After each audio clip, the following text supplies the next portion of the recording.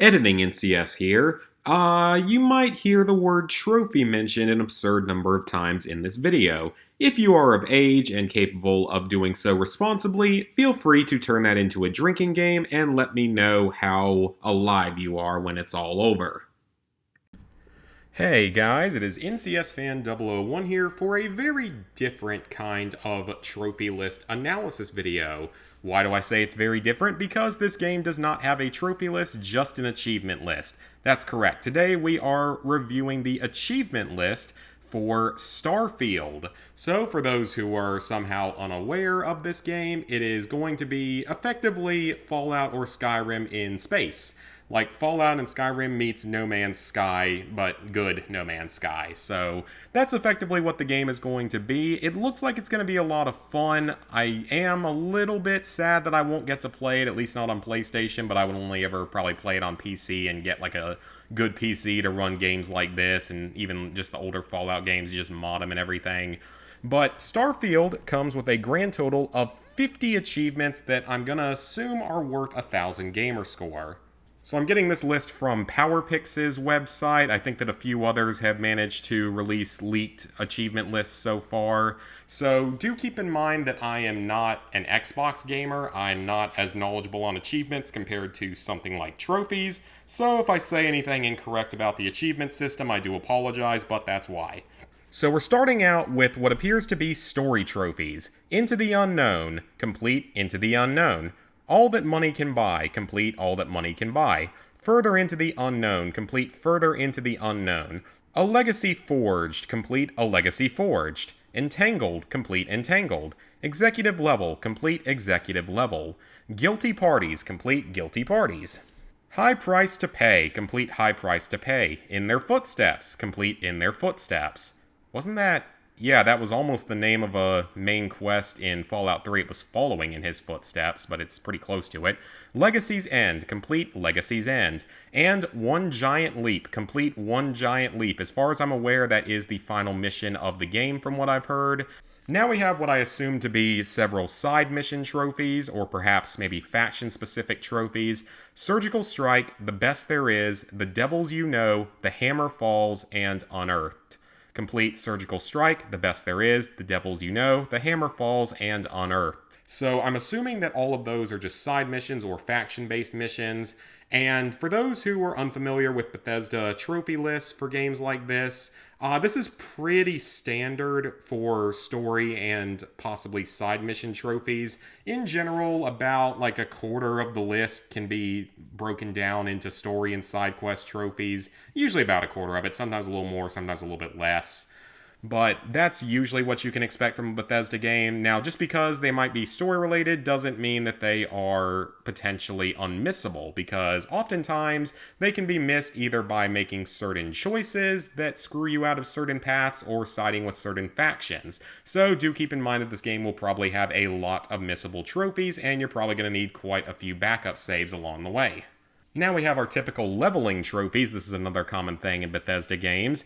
Dust Off, reach level 5. Traveler, reach level 10. Elite, reach level 25. Space Opera, reach level 50. And Reach for the Stars, reach level 100. So that's more like how Fallout 76 is. Back in Fallout 76, it was completely possible to get to level 50 for sure during the main story and some of the main side stuff. But there was really no realistic chance of getting to 100 without at least doing some grinding, so I assume this game might be a little similar to that. Back to the grind. Join Ryujin Industries.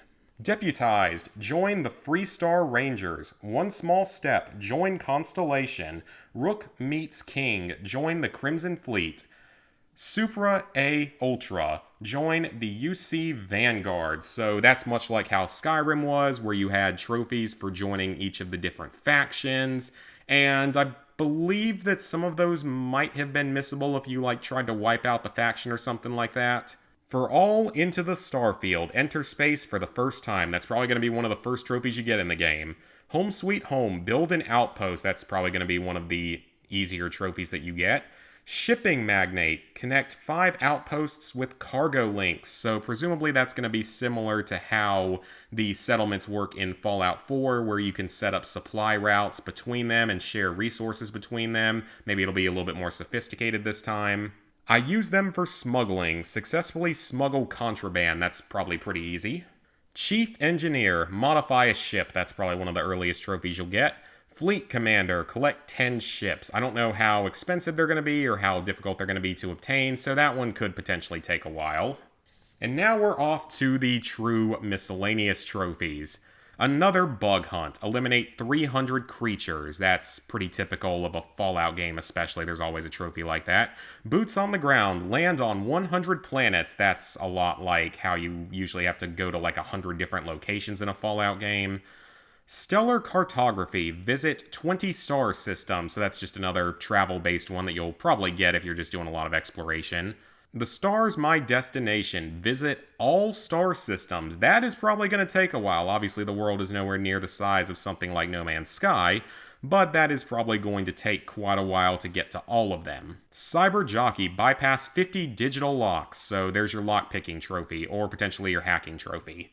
Dark Matter, eliminate 300 human enemies. That's another typical trophy. Fixer, complete 30 activities. That's presumably like some sort of side or miscellaneous quest objectives. Privateer, complete 30 terminal or miscellaneous missions. Okay, so there's actually two or three different types of these sort of miscellaneous side missions. Industrialist, produce 500 total resources from outposts. That probably won't take too long, especially if you have a bunch of them. Jacked in, access 50 computers. There's your hacking trophy. So we had our lockpick and our hacking trophies. Life Begate Life. Gather 500 organic resources. Maybe that's going to be tougher or something, or maybe that's just going to sort of come along the way while you're building outposts.